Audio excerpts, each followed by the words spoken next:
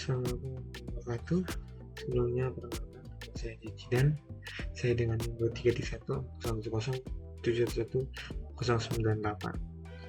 Di sini saya akan membahas tentang salah satu celah keamanan sebuah web yang sangat berbahaya, yaitu SQL injection.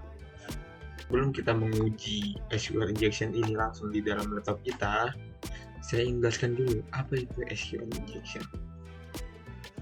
Pertama-tama, saat kita mulai mendevelop suatu aplikasi dengan PHP, biasanya kita akan menuliskan query seperti ini. Nah, kenapa query ini bisa rentan terhadap SQL injection? Akan saya tunjukkan di slide selanjutnya. Jadi salah satu cara SQL injection adalah mengisi form username dengan query seperti ini, kutip or 1 sama dengan 1 minus. Kenapa? Apakah itu? Apa yang terjadi? Yang terjadi adalah query-nya akan berubah seperti ini. Apa yang terjadi di dalamnya? Di dalam query or 1 sama dengan 1 itu akan membuat kondisi selalu jadi benar. Jadi misalnya select from username sama dengan selalu benar, apapun itu inputannya.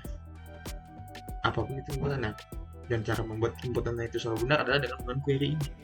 Lalu minus, query setelahnya diabaikan. Jadi setelah query username ada query, yaitu memilih passwordnya seperti apa. Nah, query setelah itu diabaikan, tidak dipedulikan. Jadi mau bagi apapun passwordnya, maka akan seperti ini.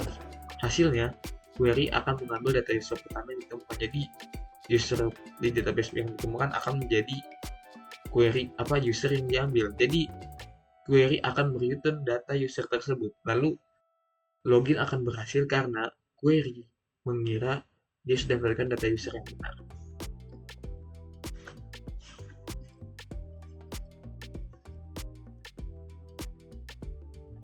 Kita akan menguji bagaimana login menggunakan SQL injection. Sebelumnya di sini saya sudah membuat aplikasi login sederhana yang dimana saat dia login dan berhasil, maka dia akan mengarah ke halaman dashboard. Nah, di sini kita sudah terhubung dengan database, yaitu dengan database-nya SQL injection demo yang bisa kita buka langsung di localhost phpMyAdmin. Di sini bisa kita lihat kita sudah mempunyai data dengan username admin dan passwordnya admin123.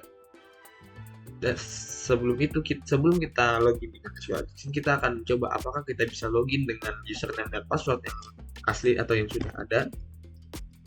Admin, dan ternyata bisa berarti menandakan bahwa query untuk loginnya sudah benar. Lalu selanjutnya kita akan coba login menggunakan SQL injection. Kita akan menggunakan username seperti ini. Lalu saya ingin mencoba passwordnya sama seperti username. Apakah akan berhasil? Dan ya, ternyata itu berhasil. Jadi pada kesimpulannya, kesalahan sedikit query di saat mendevelop aplikasi ini bisa rentan terhadap aplikasi tersebut. Bagaimana cara memitigasinya atau cara mencegahnya? Yaitu dengan menggunakan prepared statement, yang dimana kita akan mengganti query untuk mengonfirmasi data yang akan didapatkan di halaman ini. Di sini saya sudah menyimpan codingannya, kita akan copy, lalu kita akan ganti di bagian login ke PHP.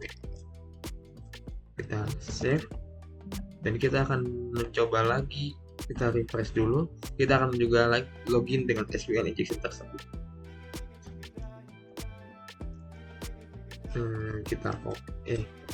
Kita menggunakan seperti yang tadi, lalu kita login. Bisa terlihat login bisa dinyatakan gagal.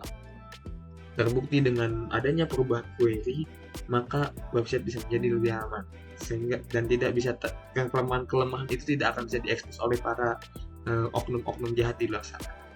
Ya, sekian dari saya Jaji dan terima kasih.